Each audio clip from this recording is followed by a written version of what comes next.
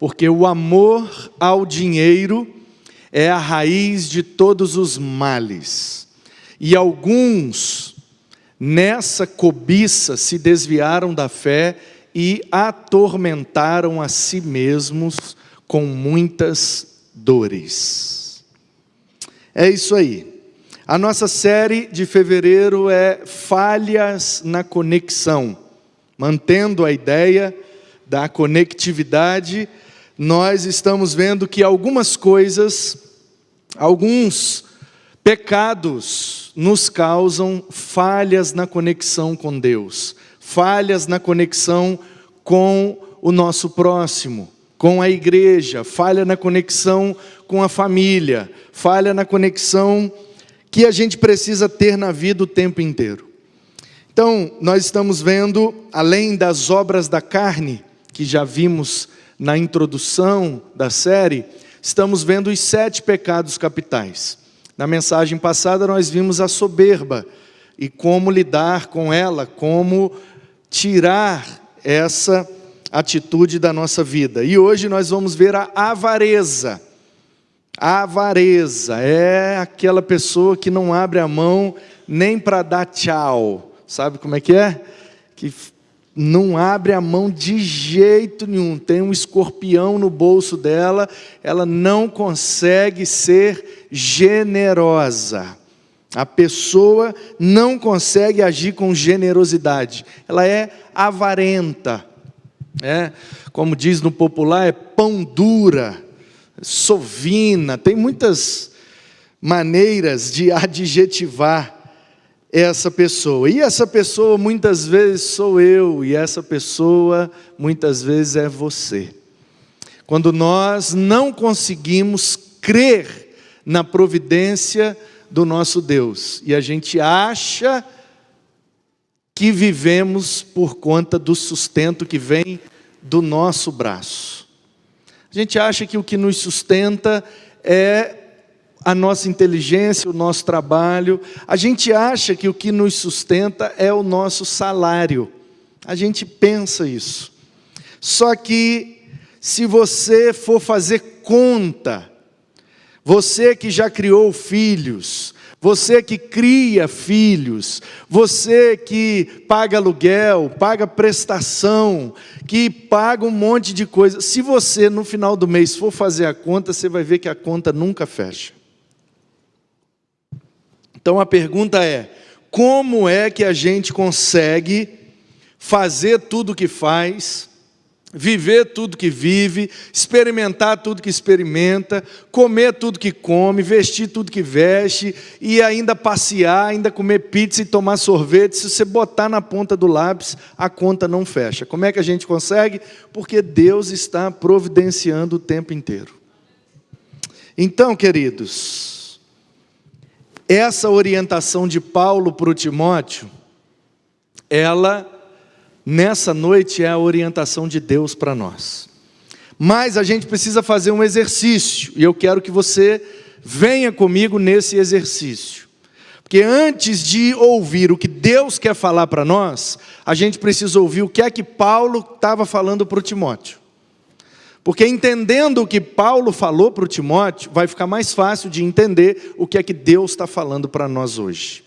Porque isso aqui é a palavra de Deus, isso aqui foi inspirado por Deus. Mas o Paulo, quando estava escrevendo essa carta para o Timóteo, ele não fazia ideia, Deus sabia.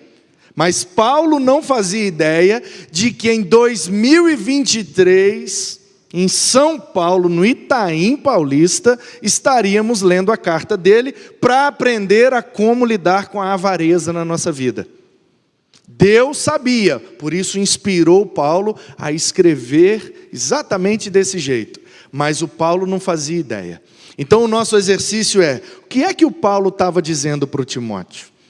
Então, para entender, a gente precisa voltar lá no tempo. E o tempo aqui é o seguinte, Paulo está preso em Roma. Preso. O ano é por volta de 65 depois de Cristo. Então Jesus morreu, ressuscitou, subiu aos céus, o Espírito Santo foi derramado, a igreja a partir de Jerusalém foi crescendo, já tem aqui mais ou menos uns 30 anos, que a igreja está expandindo a partir de Jerusalém, já está chegando nos confins da terra, porque Paulo chega em Roma, e de Roma o evangelho vai alcançar o mundo todo. Então Paulo está em Roma, preso, e a igreja de Éfeso, ali no capítulo 20 de Atos, você se lembra quando Paulo vai a Mileto? Paulo nem pisa lá em Éfeso, porque, não sei, imagino que ele ficou com medo, porque a turma de Éfeso era uma turma muito incisiva, principalmente os presbíteros de Éfeso eram uma turma complicada, eles tinham uma opinião muito forte, eles eram muito ativos, proativos, e o Paulo ficou talvez com receio de pisar lá e eles agarrar o Paulo de certa forma que o Paulo não ia conseguir se desvencilhar deles. Então Paulo nem pisa lá em Éfeso, ele para no meio do caminho que é em Mileto, e de Mileto ele manda chamar os caras lá de Éfeso, fala, chama os presbíteros lá que eu quero ter uma reunião com eles. E aí presbíteros, irmãos, nesse tempo aqui do Novo Testamento ainda não era um cargo, como em algumas eclesiologias o presbitério é um cargo, né, dentro da igreja. Aqui não, aqui era um termo, né, presbuteroi, a palavra grega para ancião. Ancião é o mais sábio, o mais maduro, o mais experimentado, o que a gente chama hoje no popular de líder, os líderes da igreja de Éfeso, os mais antigos, o que Paulo converteu, ele discipulou, ele deixou lá instruídos para darem sequência à igreja. Então Paulo de Mileto chama, os caras vêm e Paulo diz, olha, em nada tenho a minha vida como preciosa, senão que se cumpra diante de mim a carreira, pregar o evangelho da graça, eu estou indo embora e não volto mais. E Deus está me direcionando e eu estou sentindo que eu vou para Roma e não volto mais, então é o seguinte, vocês voltem para Éfeso e eu vou arrumar alguém para pastorear vocês lá. Porque Paulo tinha ficado na última viagem missionária que passou por lá, cerca de 3 anos. Então eles ficaram meio mal acostumados, porque Paulo era Paulo, né? É só o cara que escreveu metade do Novo Testamento. O cara era engenheiro, o cara estudou em Alexandria, o cara foi aluno de Gamaliel, o cara era poliglota, o cara tinha um currículo invejável, conversava de qualquer assunto, ousado, destemido, cheio de Deus. Então, ser pastoreado por Paulo era um negócio extraordinário. Paulo ficou com eles cerca de 3 anos, eles ficaram mal acostumados. Quando Paulo vai embora, então eles ficam meio perdidos, aí eles choram ali em Mileto, aquela coisa toda. E quem é que Paulo envia para pastorear Éfeso? Timóteo, um jovem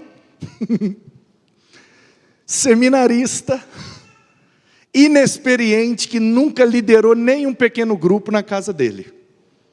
De repente, o jovem Timóteo, mestiço, filho de uma judia, com um grego, que aprendeu um pouco de Bíblia com a avó dele, vai agora, depois de ter andado um tempo com Paulo, pouco tempo, ele vai assumir só a maior igreja da época. Que a igreja de Éfeso era a maior igreja da época. Porque Éfeso era uma espécie de capital da Ásia Menor. A Ásia Menor é uma área muito grande e o porto ficava em Éfeso. Então, todos os produtos, a rota comercial da Ásia era escoada pelo porto de Éfeso. E você sabe, a cidade que tem porto, ela cresce, as regiões que têm porto crescem.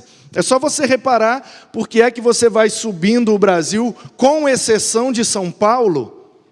São Paulo é uma exceção, né, em muitas coisas, e nessa também, porque, pela lógica, a capital de São Paulo deveria ser Santos. Porque se você pega lá, de Porto Alegre, né, aí vem Florianópolis, Curitiba também é uma exceção, mas também não tem porto no Paraná. Mas aí tem aqui Santos, a capital não é lá no porto, é bem perto. Aí vem Rio de Janeiro, Vitória no Espírito Santo, Salvador, aí vai subindo. Você vai vendo que as capitais são os lugares à beira-mar, onde tem os portos. Então, se Éfeso é a cidade que tem o porto, ela se desenvolveu mais, ela cresceu mais. Então a igreja de Éfeso era a maior igreja daquele tempo. A igreja com mais demandas, a igreja com mais membros, consequentemente a igreja com mais gente problemática. Resultado, o povo é pastoreado 3 anos por Paulo, com todo aquele currículo. De repente o Paulo fala, tchau, não vou ver mais vocês, mas eu vou enviar um pastor para vocês. E aí eles ficam esperando. De repente bate lá na porta da casa, provavelmente onde se reunia a igreja em Éfeso, um jovem, uma maletinha na mão, um seminarista, inexperiente, nunca pastoreou nada, nada. Andou com Paulo um tempo e de repente chega lá para pastorear aquela igreja. E aí ele começa a ter muitas dificuldades. Porque os líderes da igreja, os mais experientes, anciãos, olham para aquele menino e falam, esse menino não vai dar conta de me pastorear. Então eles ficam meio mal acostumados. Porque Paulo tinha muita ferramenta e o Timóteo tinha nada. Então chega para o Paulo preso a notícia de que, olha, o menino está com dificuldade lá em Éfeso. Não estão respeitando ele porque ele é jovem. E aí por isso Paulo escreve, ninguém despreze a tua mocidade, pelo contrário, seja o padrão dos fiéis, na palavra, no procedimento, no amor, na fé e na pureza. O que Paulo está orientando Timóteo? Não permita que ninguém te despreze pelo fato de você ser jovem. Seja o exemplo da igreja, seja o cara da palavra, seja o cara do bom testemunho, seja o cara que ama Deus mais do que todos, seja o cara mais crente da igreja, o cara mais santo da igreja, e assim todo mundo vai te respeitar. Paulo vai dando as orientações. E aí chega nesse pedaço que já está caminhando para o final da carta, Paulo vira para o Timóteo e diz assim, Timóteo, cuidado com o dinheiro. A pergunta é, por que é que precisamos orientar um jovem pastor numa grande igreja de uma capital, cidade portuária, por que é que esse menino precisa receber orientação acerca do dinheiro? Porque ali o dinheiro corre solto, é área de porto, é muito produto passando para lá e para cá, saindo e entrando no porto, é muito comércio, e aí quanto maior a comunidade ao redor da igreja, geralmente maior a renda do pessoal. E o pessoal converte e vem para a igreja. E Paulo começa essa orientação já no versículo 3. No versículo 10 ele é mais enfático com relação à questão do dinheiro propriamente dito. Mas o problema que estava acontecendo lá é um problema que ainda acontece até hoje. Porque a verdadeira orientação aqui nem é de fato sobre o dinheiro. É com os falsos mestres. É com uma turma que usava da boa fé das pessoas para extorquí-las, para tomar o dinheiro delas, para enganá-las e, enganando-as, pegar o dinheiro delas, se beneficiar em cima da boa fé de gente humilde, simples, ignorante, ou gente de boa fé, que desejando ou necessitando algo da parte do sagrado, vai ali numa comunidade espiritual, porque tem uma questão psicológica, uma questão familiar, uma questão profissional, cada um tem sua questão.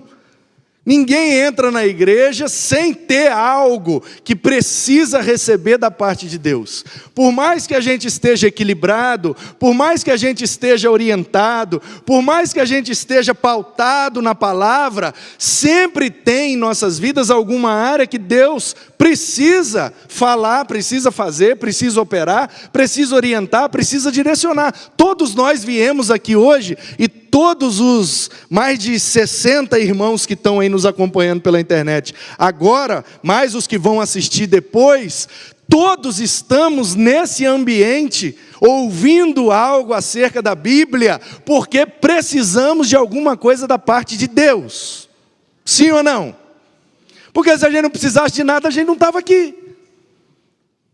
Todos que estamos aqui, estamos porque reconhecemos, de alguma coisa nós precisamos. E tem algumas coisas que precisamos, que só Deus pode resolver por nós. Que só Deus pode fazer, só Deus pode orientar, só Deus pode suprir, só Deus. Então as pessoas buscam os ambientes espirituais, cada uma com sua demanda. E aí Paulo está dizendo, Timóteo, meu filho, cuidado, porque na lida, no dia a dia da vida pastoral, você vai ver gente simples, humilde, às vezes gente rica, podre de rica, mas que espiritualmente é muito infantil, muito ignorante, muito inocente, e vai chegar totalmente vulnerável diante de você. Se você não guardar seu coração, você vai começar a cair na tentação de se aproveitar dessas pessoas para o seu benefício próprio. E o curioso, irmãos, é que Paulo deu essa orientação. Se alguém ensina outra doutrina e não concorda com as sãs palavras do nosso Senhor Jesus Cristo, com o ensino segundo a piedade, esse é orgulhoso, não entende nada, tem um desejo doentio por discussões e brigas a respeito de palavras. É daí que nasce a inveja, a provocação, difamações, suspeitas malignas, polêmicas sem fim da parte de pessoas cuja mente é pervertida e que estão privadas da verdade, supondo que a piedade é fonte de lucro. De fato, grande fonte de lucro é a piedade com o contentamento, porque nada trouxemos para o mundo, nem coisa alguma podemos levar dele. Tendo sustento e com que nos vestir, estejamos contentes. Mas os que querem ficar ricos, caem em tentação, em armadilhas e em muitos desejos insensatos e nocivos, que levam as pessoas a se afundar na ruína e na perdição. Porque o amor ao dinheiro é a raiz de todos os males, e alguns nessa cobiça desviaram da fé, atormentaram a si mesmos com muitas dores. Mas você, homem de Deus, fuja de tudo isso, siga a justiça, a piedade, a fé, o amor, a perseverança e a mansidão. Combata o bom combate da fé. Tome posse da vida eterna para a qual você também foi chamado e da qual fez a boa confissão diante de muitas testemunhas. Diante de Deus que preserva a vida de todas as coisas, e diante de Cristo Jesus, que na presença de Pôncio Pilatos fez a boa confissão, eu exorto a você, Timóteo, guarde esse mandato imaculado e irrepreensível até a manifestação de nosso Senhor, o qual no tempo certo há de ser revelado pelo bendito e único soberano, Rei dos reis, Senhor dos senhores, o único que possui imortalidade, que habita em luz inacessível, quem ninguém jamais viu, nem é capaz de ver, a Ele honra e poder eterno, amém.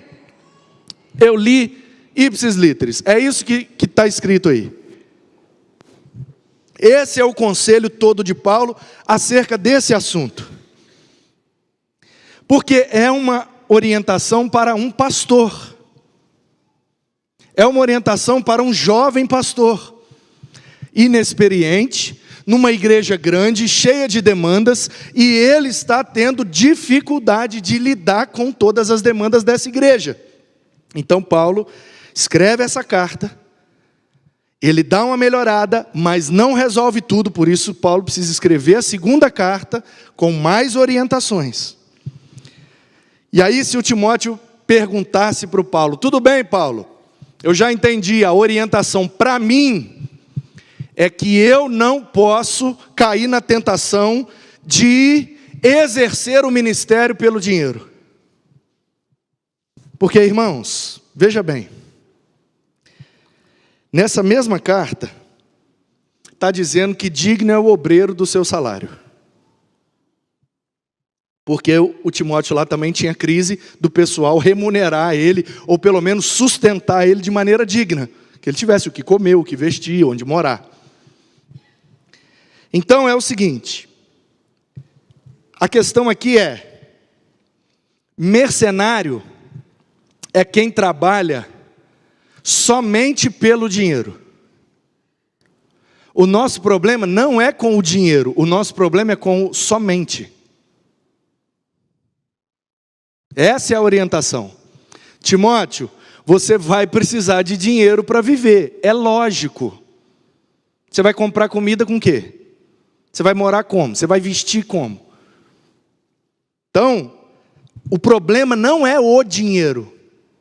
O problema é a exclusividade do dinheiro, é fazer somente pelo dinheiro. Aí é a definição do mercenário, é o cara que só faz pelo dinheiro.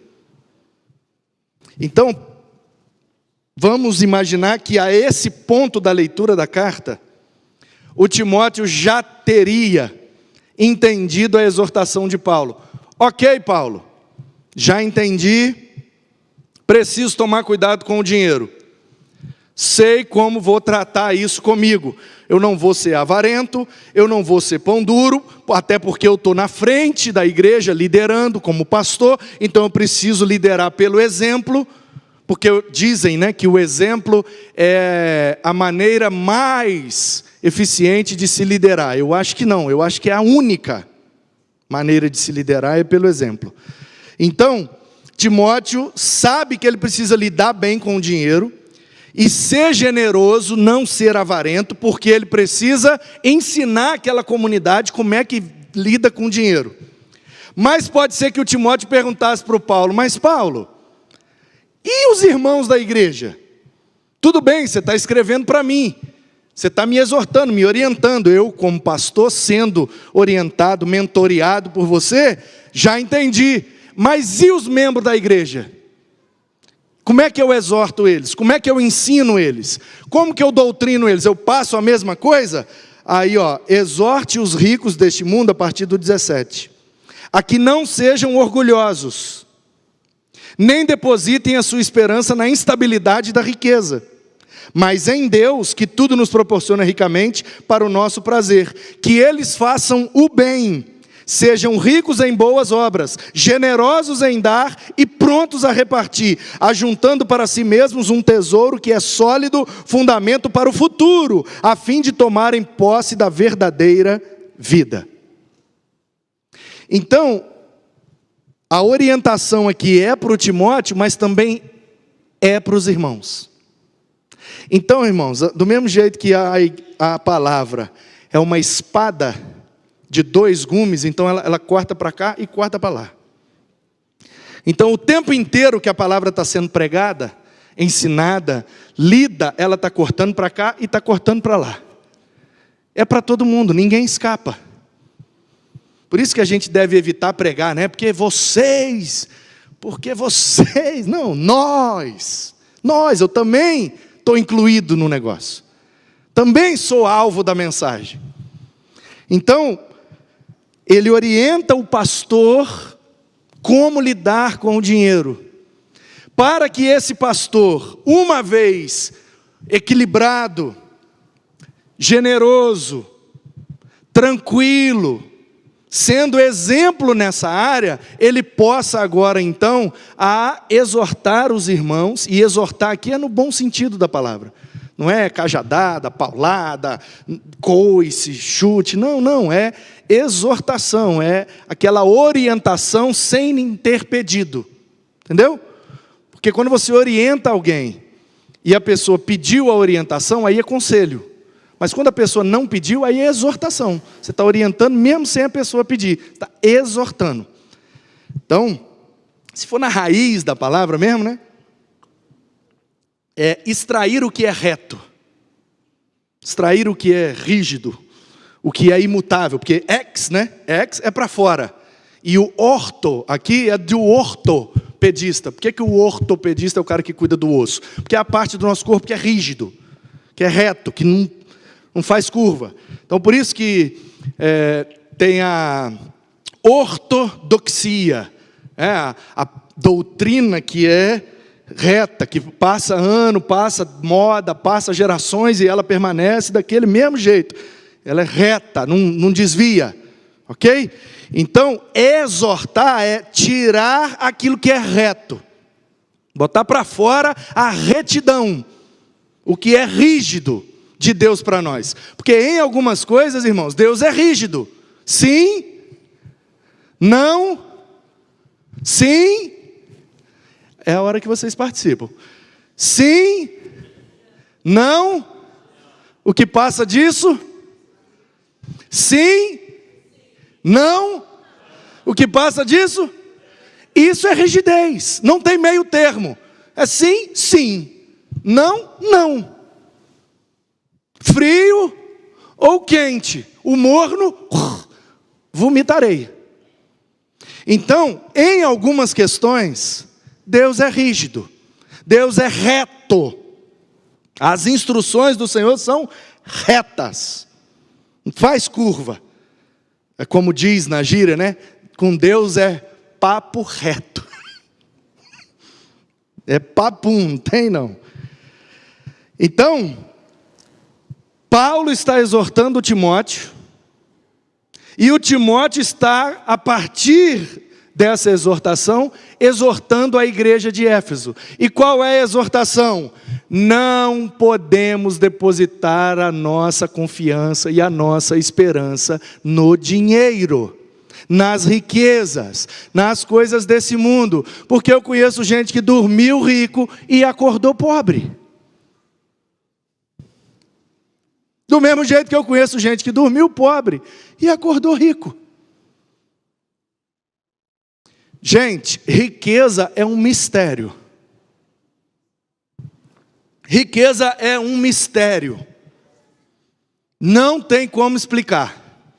É um negócio assim, só Deus que entende. O que é que faz para ficar rico? Fala para mim. Ah, você acorda cedo, dorme tarde, estuda muito, trabalha muito e Conheço um monte de gente que não dorme nada, trabalha em 3 lugares e é honesto e faz tudo certo e é pobre. E conheço gente que acorda meio-dia, bate numas teclas lá, meia horinha, e entra num iate e vai para dentro do mar comer lagosta. Vai explicar um negócio desse? Não tem explicação, gente. O cara compra um terreninho ali, 10 mil reais. Ah, eu vou comprar isso aqui, pagar na minha aposentadoria, eu ficar velho, eu morar aqui nesse terreninho, 10 mil reais. Aí passa 5 anos, tem uma estrada que vai passar ali naquele terreno. Aí vai, chama o cara, fala, nós queremos te dar 1 milhão lá no terreno. Aí o cara ficou milionário. Acontece. Conheci agora nessa minha ida ao Nordeste, visitei várias igrejas. O pessoal da liderança fica recebendo mais as informações.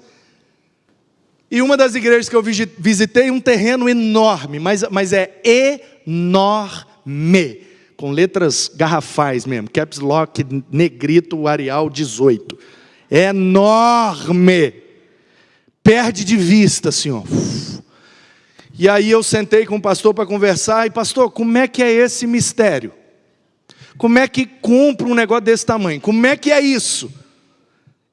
A igreja milionária é milhões? Não. Aí ele falou a relação, a quantidade de membros que tinha com a quantidade de dinheiro que entrava, eu achei até muito pouco. Falei, gente, então como é que explica? Aí ele falou, não, explica o seguinte. Quando eu vim para cá, a igreja tinha 30 pessoas. Aí a igreja era de um jeito, 30 pessoas, nananana. A gente foi mudando algumas coisas. Aí 29 dos 30 foram contrários. Aí a gente foi para um auditório de um hotel. Levou só um dos 30, os 29 foi não sei para onde. Mas chegaram mais gente e logo já éramos 120 no auditório do hotel. E aí ficamos ali alguns anos juntando um dinheiro, vamos comprar um terreno para construir nosso templo. Então como é que nós vamos fazer? Vamos comprar um terreno. Aí olharam lá um terreno que cabia no orçamento da igreja, compraram o terreno. Agora vamos construir. Aí juntaram o dinheiro, acabaram de pagar o terreno, juntaram o dinheiro, vamos começar a construção? Vamos. Chamou o engenheiro, fez o projeto, foi dar entrada na prefeitura, a prefeitura, negado, não pode construir nesse terreno. Como não pode? Não, porque aí vai ser um aeroporto. Vai ser um aeroporto?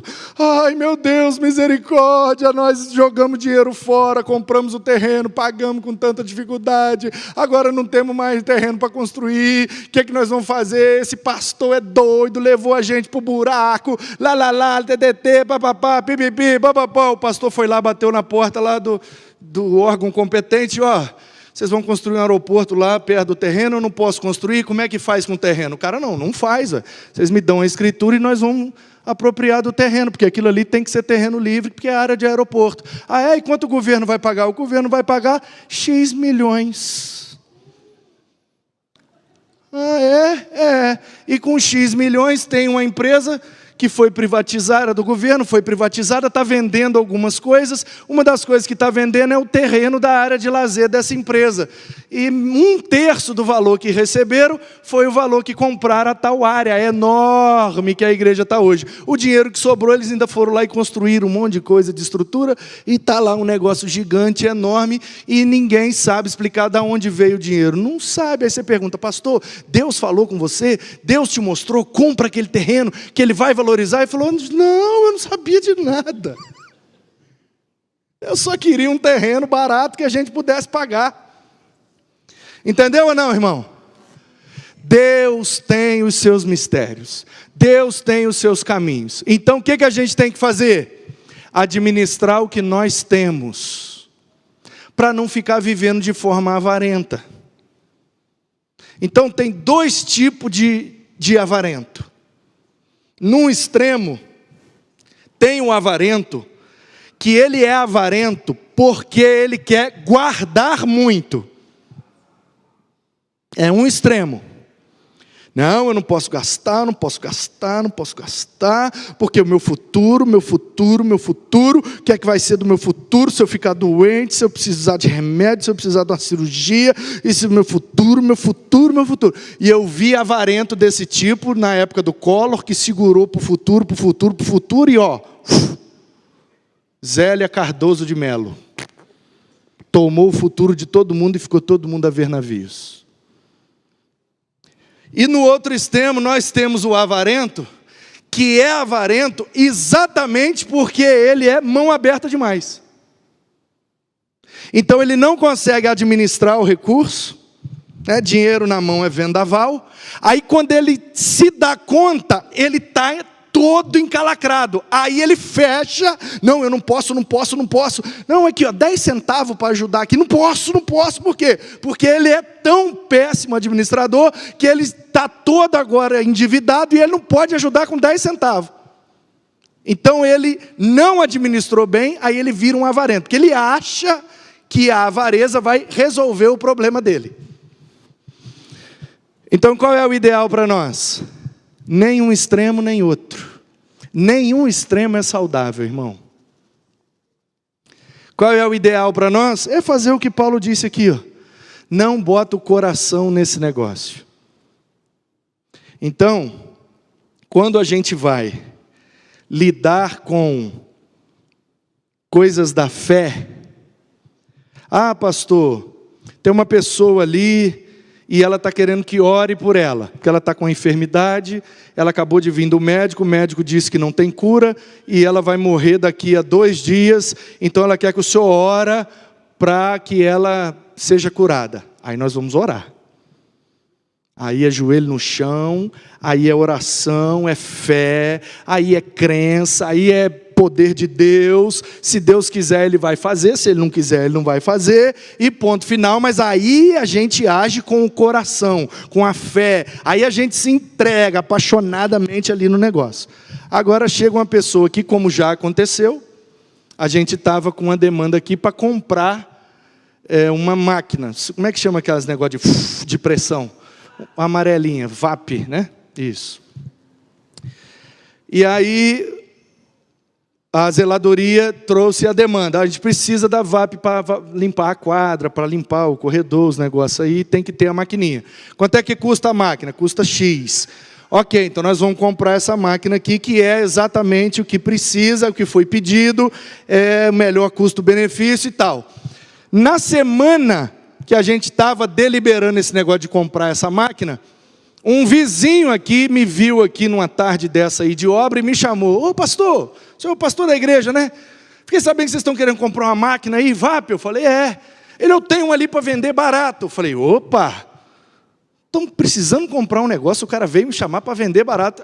É de Deus demais, bora. Cheguei lá na casa do homem, o homem abriu, não era a mesma marca, não era a mesma potência.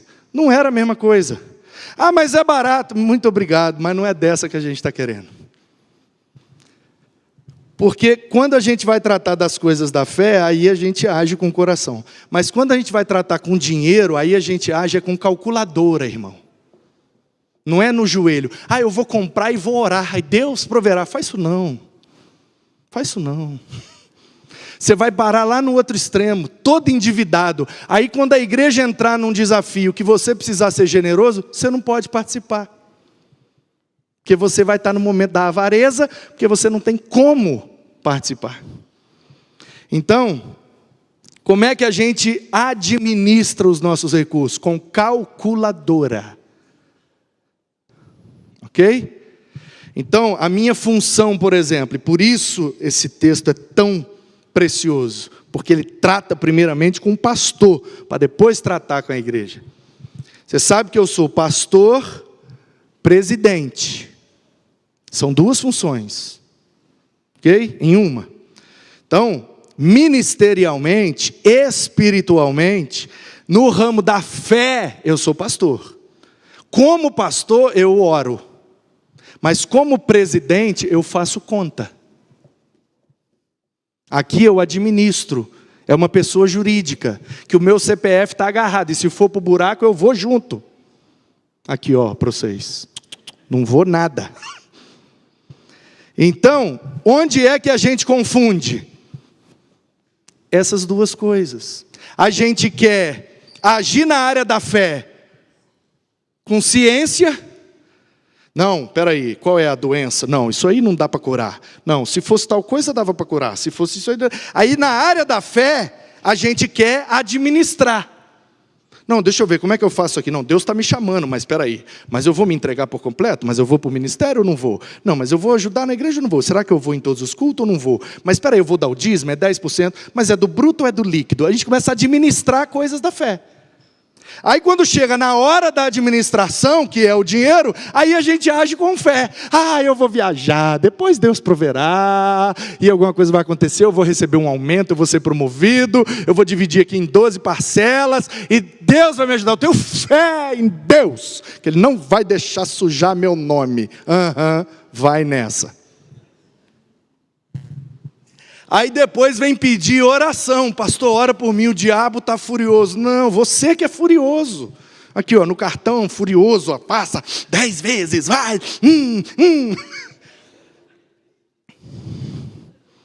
Eu fico imaginando, irmãos, o diabo olhando uns irmãos e dizendo assim, ó, ô Senhor, esse aí você sabe, eu não tenho nada a ver com isso aí não. Isso aí não joga na minha conta não. Porque a gente está invertendo os polos. Então, meu querido, atente para a orientação sábia da Escritura. Seu dinheiro você administra na calculadora. Qual é a maneira, pastor, para eu ter minhas finanças saudáveis? Eu tenho que fazer um curso, são 6 meses, são 5 anos. Como é que eu aprendo a lidar com Não, para lidar com o seu dinheiro eu te dou um curso de 5 segundos. Quer agora ou não? Quer um curso de 5 segundos? Que vai salvar a sua finança? O curso é assim, ó, 1, 2, 3 e gasta menos que ganha. Acabou, esse é o curso. Simples assim. Se você gastar mais do que ganha, vai para o buraco. Simples assim. Ah, pastor, eu já atendi gente que falou assim, que eu estou nessa situação, vim aqui para o senhor orar. Não, depois a gente ora, agora vamos fazer conta. Porque o problema aqui não resolve com oração, irmão. Entendeu, gente? Entendeu? Demônio a gente expulsa com oração, mas dívida não tem oração, é calculadora. Não é, irmão? É simples assim mesmo. E aí, vamos lá, quanto é que ganha? Ganha X. Quanto é que gasta? Não sei. Então, como é que quer resolver? Então bota no papel o que é que entra, o que é que sai. Pastor, eu não levo jeito para isso. Alguém na sua casa tem que levar jeito para isso. Então minha dica é, conselho, você não pediu, né? Então exortação. Minha exortação é assim que eu faço lá em casa, ok? Então assim, ó, eu gosto de mandar no meu dinheiro. Porque se eu não mandar nele, ele manda em mim. Então, às vezes, eu gosto de pegar o meu dinheiro e falar, vou fazer isso, e pronto, e pum. Por quê? Porque eu quero. Mas vai desperdiçar. O dinheiro é meu, eu sou dono dele, eu faço dele o que eu quiser. Eu gosto de mandar no meu dinheiro, mas eu jamais vou colocar minha família em dificuldade por causa de um capricho meu que eu gosto de mandar no meu dinheiro. Então, como é que funciona lá em casa? Eu sou mais aberto. Minha esposa mais segura. Estou dizendo que ela é avarenta, não. Não é não. Não é para tanto. Mas ela é. Então, quem é que tem a senha do negócio? É ela. Quem é que tem acesso ao negócio? É ela. Então, o combinado lá em casa é, eu cuido do dinheiro da igreja, você cuida do dinheiro da casa. Então, quer dizer que ela manda no dinheiro? Não, ela administra. Então, ela vai fazendo no meio de campo. Eu vou, minha filha, tal coisa. Eu não tenho o aplicativo da minha conta, eu tenho o aplicativo da igreja. Então, da igreja eu tenho acesso, da lá de casa eu não tenho. Então, tudo que eu preciso eu tenho que falar com ela. Eu tenho um aplicativo, que quando eu uso é um outro aplicativo, não é o do banco, é o PicPay, né, que eu pago, e o PicPay tem a possibilidade de fazer Pix. Então, quando eu vou dar as ofertas aqui para a igreja, eu faço através do PicPay. Mas quando eu dou o ok, o PicPay está cadastrado no meu cartão. Quando cai lá o valor, apita no telefone dela. PicPay, tantos reais. Aí vira e mexe, ela manda umas mensagens. O que foi isso aí? Aí eu tenho que responder, foi isso, isso e isso. Então, queridos, nós precisamos urgentemente lidar de maneira saudável com o nosso dinheiro, porque senão a gente vira avarento, e a avareza é falha na conexão com Deus. De tanto viver desordenadamente, a gente não consegue ter o controle, e aí a gente não consegue agir com generosidade. Eu conheço gente que é aposentado, com um salário mínimo, que mora, que come, que veste, que anda para lá e para cá, que vem na igreja, que dizima e que dá oferta de missões e participa de tudo que precisa. Nós vamos juntar ali para ajudar a reformar a casa do irmão. A pessoa tem sempre um negócio para ir lá e contribuir. Não vai contribuir com muito, porque é proporcional ao que a pessoa ganha. Mas ela sempre tem alguma coisa para contribuir. E se você for ver, irmãos, a maioria das coisas que a gente faz, não é pelo muito de poucos, é pelo pouco de muitos. É sempre assim. Então a gente precisa lidar bem com isso. A gente precisa, de uma vez por todas, botar as nossas finanças em ordem para que a gente não ceda à tentação de cair na avareza, de não tomar conta do nosso dinheiro, de não administrar bem, como mordomos de Deus, os recursos que Ele nos concede. E aí a gente causa falha na nossa conexão. E uma das maiores causas de divórcio, destruição de família, problemas na igreja, ministério, espirituais e companhia limitada, sempre a maioria ligado a questões financeiras. Divórcios, contendas, brigas na família e uma série de problemas que a gente evitaria se nós fôssemos mais saudáveis nas nossas finanças. Nós vamos consertar isso, nós vamos ser equilibrados, nós vamos ser saudáveis, nós vamos botar tudo em dia. E para quem tem mais dificuldade, nós estamos aqui para ajudar. Na EBD vai ter ferramentas para isso, no dia a dia da igreja, nos ministérios, estamos pensando em várias ações que vão ajudar a nós nessa área, que é uma área muito importante e que a gente não considera como espiritual, mas ela é sim muito espiritual. A maneira como a gente lida com o nosso dinheiro revela muito da nossa espiritualidade. É isso que Paulo ensinou para Timóteo, é isso que Timóteo ensinou para a igreja de Éfeso, e é isso que Jesus quer ensinar para nós. E nós vamos aprender para a glória dele, em nome dele. Amém.